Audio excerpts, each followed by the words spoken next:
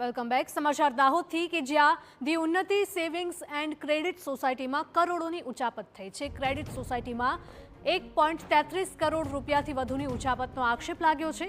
બે સભાસદ, collection clerk સહિત 4 લોકો સામે ફરિયાદ થઈ છે. ખોટા દસ્તાવેજો અને બોગસ બેંક સ્ટેટમેન્ટ બતાવીને કૌભાંડ આચર્યાનો આક્ષેપ થયો છે.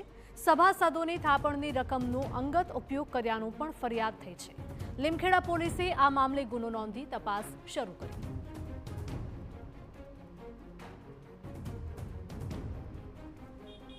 આંતરિક ઓડિટર પાસે ઓડિટ કરાવવાનું વિચાર્યું હતું અને તેના આધારે અંદર ખામી આવતા અગાડીનું ચેકિંગ કરતા અમારા અગાઉના સેક્રેટરીશ્રીએ અલગ અલગ ચેકથી જે બેંક દ્વારા વ્યવહાર કર્યા હતા એના આધારે રૂપિયા 1.33 કરોડનું કૌભાંડ સામે આવ્યું છે.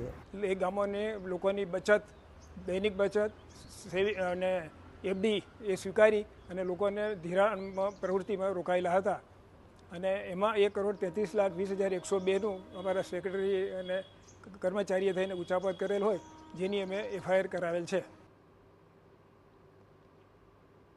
હાલ કરોડોની ઉચાપત મામલે પોલીસે તપાસનો ધમધમાટ શરૂ કર્યો છે. વિવિધ પાસા તપાસીને પોલીસ આરોપીને ઝડપી પાડવા માટે ચક્રો ગતિમાન કર્યા છે.